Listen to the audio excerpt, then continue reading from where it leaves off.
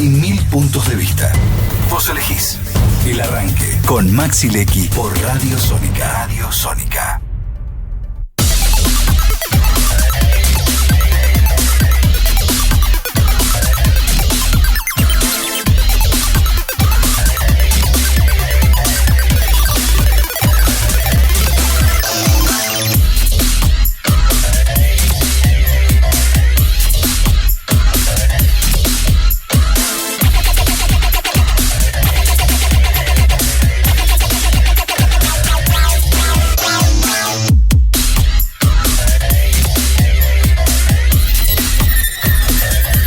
Y 10 de la mañana en la República Argentina. Les cuento que Leila Yani es una figura política que ha logrado destacarse por su compromiso con las causas sociales, una visión, no sé, tal vez desde mi punto de vista, esto después le voy a preguntar si sigue siendo así o no, por el espacio político y el rol que ocupa, progresista, nació en la Argentina, tiene una carrera profesional que empezó en su momento en el ámbito privado, pero que dio el salto hacia lo público, una fuerte inclinación hacia el desarrollo comunitario y también la educación, ha trabajado en diversas iniciativas relacionadas con el empoderamiento de las mujeres, la justicia social, la igualdad de género, etcétera, pero que bueno, todo esto va de alguna manera, te diría, en su curso político, no sé si cambiando, pero tal vez mutuando, y por eso la quiero conocer.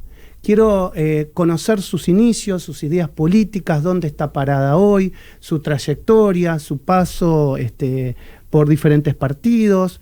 Bueno, Leila, bienvenida. Gracias por estar acá. Un placer, de verdad. No, gracias a ustedes por la invitación, como siempre. Bueno, ¿quién es Leila Yani? ¿Quién es Leila? Bueno, Leila es una mujer de 40 años, madre de 5 hijos, de 20, 15, 14, 8 y 3 añitos. A los 4 primeros mantengo sola desde hace muchísimos años, divorciada de su última pareja, con quien pudo tener una muy buena relación. Vengo de una familia humilde, laburante. Mi papá ha llegado a tener 2 o 3 trabajos para poder mantenernos a mí y a mis 2 hermanos mellizos. Una de ellas tiene una discapacidad, un retraso madurativo. Mira. Mi vieja siempre laburando dentro de la casa para criarnos, ayudarnos con las tareas, ocupándose mucho de mi hermana. Soy la primera generación de universitarios en mi familia.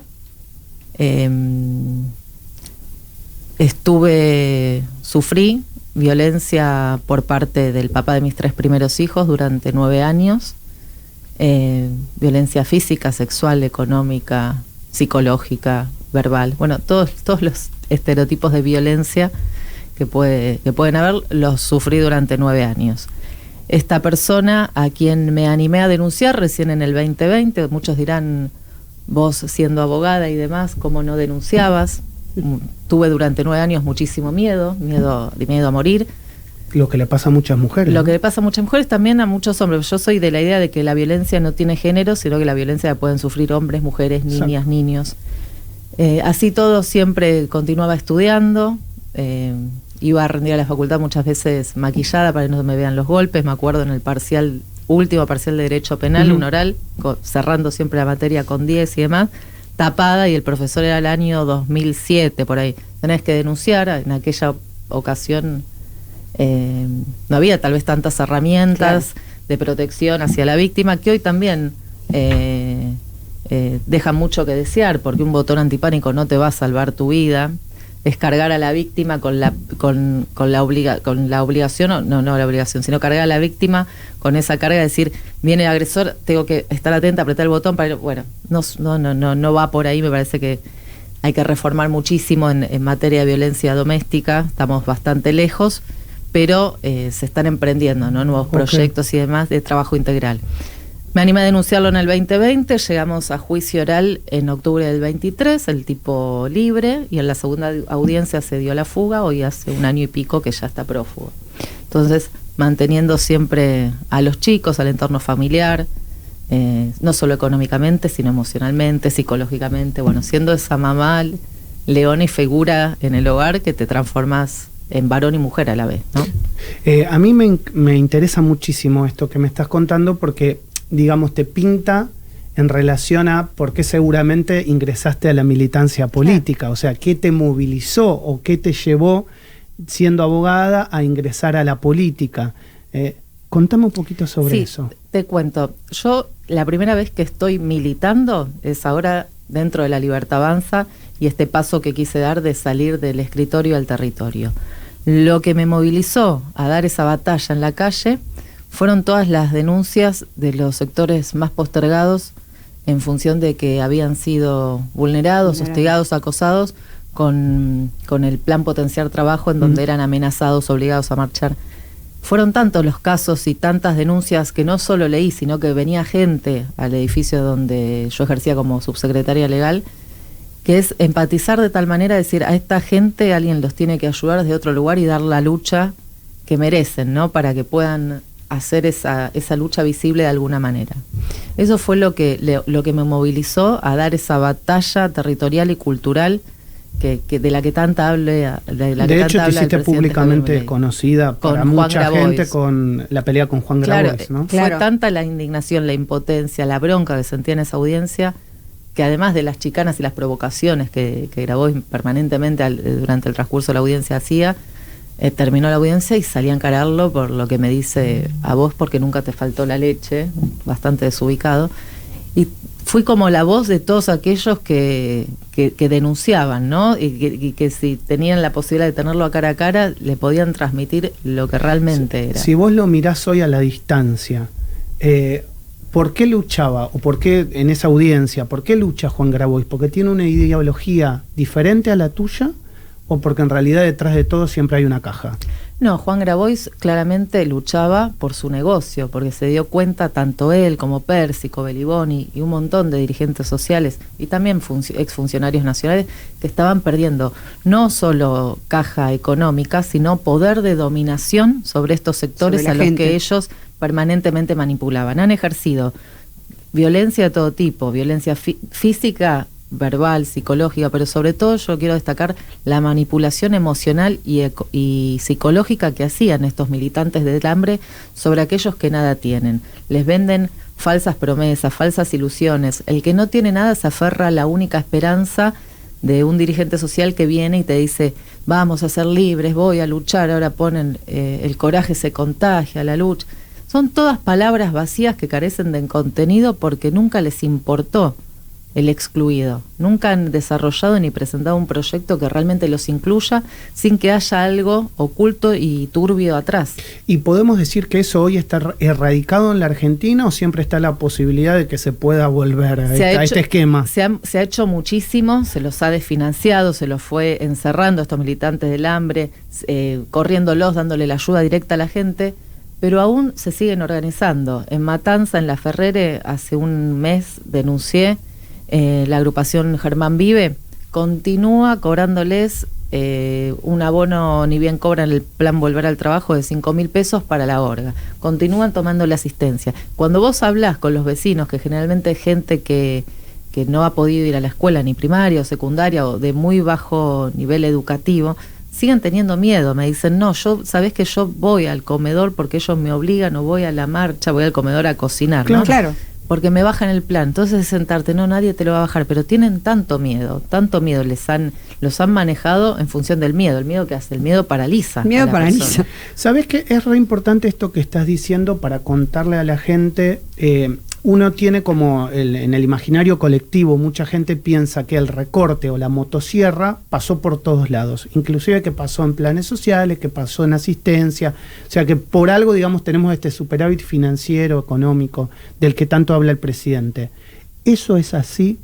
No es así para la gente, digamos, de menores recursos. La asistencia y la ayuda está, contale que vos caminás el día a día y además estuviste ahí adentro, entonces Digamos, tenés información de primera mano respecto Obviamente. a esto. A los sectores más postergados nunca se los ha dejado de asistir, sino que se los asistió de una manera directa, corriendo a esas unidades de gestión que eran las organizaciones sociales que te tomaban la asistencia. Okay. O sea, los planes, que era el programa Potenciar Trabajo, hoy Plan Volver al Trabajo o Acompañamiento Social, pues se partió en dos, siguen activos, siguen funcionando. Se les da a quienes realmente lo necesitan. Me acuerdo cuando estábamos ahí y lo estaba cobrando gente que había viajado al Mundial de Qatar. Claro, se hizo una recategorización de la necesidad, una recategorización de la necesidad del discapacitado, del que verdaderamente estaba solicitando la bolsa de comida, el plan, y no del que se la llevaba. O sea, como ella dice, del encargado de la unidad. Se corrió el intermediario. Se corrió el intermediario. O sea, esto realmente es así. A mí te estaba escuchando y me estaba acordando porque no hace mucho recuerdo haber visto justamente una nota que le hacen a ella respecto de lo que estaba sucediendo. Estuviste justo en el momento en que se desató el conflicto en Capital, exacto, en Capital Humano, por el tema de los alimentos que estaban, digamos, guardados y que se habían vencido y que, bueno, toda una denuncia que hizo Grabois. Yo la escuché porque dio una explicación clarísima desde adentro, porque ahí estabas en ese momento, claro, en Capital Humano, de lo que había sucedido. ¿Por qué no contás un poquito? Sí, te cuento. En ese momento me acuerdo cómo nos atacaban de todos lados. Era fuego amigo, enemigo, venían balas y estábamos laburando permanentemente. Los alimentos que estaban almacenados en los galpones en aquel entonces eran alimentos adquiridos por la gestión anterior. De 5.000 toneladas de alimentos, 3.000 correspondían a yerba mate, que era lo que compraba Tolosa Pasa. Nosotros denunciamos las empresas y demás, bueno, hay Tomaban denuncias. mucho mate. Tomaban mate y se ponían muchos guardapolvos. Sí, guardapolvos que nunca confeccionaron además. Entonces, ¿cuál era la metodología antes? Era el asistencialismo. Era almacenar en los galpones alimentos y después dárselos a las organizaciones sociales, que siempre el que digitaba y el que decía a esta sí y a esta no era Emilio Pérsico. Emilio Pérsico desde adentro era el otro ministro de Desarrollo Social que manejaba la gran caja del Ministerio de Desarrollo Social. Se lo daban a las organizaciones sociales, que los retiraban a veces sin firmar remito alguno, y decían, bueno, la organización Polo Obrero retiró tantos kilos que los va a entregar en estos comedores que nosotros relevamos, y muchos de ellos no existían, domicilios inexistentes, direcciones donde era un terreno baldío, era un barrio privado. Exacto. ¿Qué hacían con esos alimentos? Los manipulaban como elemento político, se los entregaban a quienes marchaban. Muchas veces los comercializaban en ferias, en muchísimas ferias de barrios se veían los alimentos que decía Desarrollo Social prohibido vender, y los vendían a menor precio. Marketplace también, tanda de leche, y bueno, y los alimentos nunca se habían vencido. Eso lo que planteaba Grabois en ese momento era totalmente mentira. Falso. Esos alimentos que estaban almacenados, ni bien asume la ministra, dice, los vamos a dejar para situaciones críticas y de emergencia. Había sucedido una catástrofe en Concordia, inundaciones en Concordia, bueno, Bahía Blanca, ahora Capital Humano asistió con colchones, con frazadas. Y vamos a asistir. Sí, los Hércules que se cargaron eran cosas de Capital Humano. De Capital Humano. ¿Cómo se asiste a la población vulnerable, a los que recibían los alimentos, que en realidad no los recibían, o si recibían, les recibían en inferior cantidad, o les demandaban fideos y el puntero se quedaba con lo fresco, con la leche, bueno, un desastre. ¿Cómo se los asiste? Se los asiste de manera directa, con la tarjeta alimentar individual y la tarjeta alimentar comunidad, es decir, al comedor. Ya no se le manda el bolsón de comida, sino que se lo inscribe dentro del programa, obviamente se valida que exista, se verifica la cantidad de gente a la que da la vianda, si son niños, si son abuelos, y en función de eso... La composición familiar, digamos. Se les deposita al comedor una determinada suma de dinero, para que pueda comprar alimentos o productos de limpieza también, porque los comedores después de cocinar necesitan higienizar el lugar. Esa es la asistencia directa. Lo que Grabois perdió es, además de la caja económica y los curros que hacían, metiendo empresas a las que les compraban y demás, ese poder de Grabois no, bueno, Grabois solo no, las organizaciones sociales, ese poder de dominación, y ellos concebían al alimento o al bolsón de comida como un instrumento de poder. Eso es lo que se rompió. Y por eso cuando demandaban más tenías marchas en la calle, ¿no? Claro, y al que más marchaba y al que más organizaba, mejor le pagaban. dándole más altas en Más los planes altas, sociales, dándole más bolsones de más comida. bolsones de comida, claro, y a otros dejaban sin los bolsones, y a los que se lo quitaban, o sea, ellos, lo que decía recién Leila es cierto, esa gente tenía mucho temor de hacer la denuncia.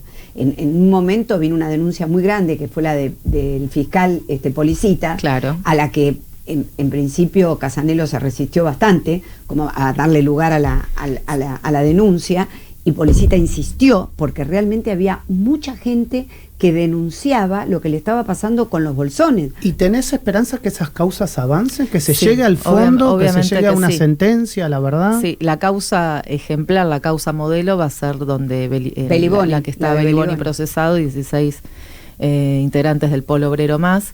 Ahí hay que destacar el coraje que tuvieron las víctimas, que no solo se animaron a denunciar en la 134 de una manera anónima, sino esas víctimas que fueron a ratificar la denuncia y ¿Sí? a presentarse como testigos. Sí. Yo recuerdo, porque en esa causa, desde Es la denuncia Capital que está Humano, Jeremías Canteros. Exactamente, Cantero. él también Claro. está nosotros procesado. a Policita laburamos en conjunto desde Capital Humano, porque toda la prueba que él pudo recolectar se la íbamos dando nosotros de Capital Humano, más el INAES, o sea, fue laburo, me acuerdo que venían oficios que Policita nos mandaba 24 horas, yo la puta, bueno, y era buscar información, y lo que costaba buscar información, porque dentro de ese antro de corrupción que fue desarrollo social, había un montón de gente que pertenecía, que era de Pérsico, de Grabois, de Beliboni, De Menéndez. y ocultaban la información, o sea, fue un laburo bastante recontra intenso, pero es gratificante ver cuando las causas avanzan. En esa causa Policita pidió que llamen a Pérsico a indagatoria, Sí. porque nada de lo que sucedía en la calle con los punteros y los movimientos sociales podía hacerse sin la connivencia de los que eran funcionarios. Que Beliboni presentara facturas truchas para rendir la guita que recibía de A alguien desarrollo se las social, presentaba. las presentaba, se la aprobaban que estaba todo bien y recibía el segundo desembolso. Entonces, obviamente, este plan sistemático de corrupción o matriz de corrupción, como dice Policita en su auto cuando pide el procesamiento, se dio en connivencia desde el Estado Nacional con las organizaciones sociales.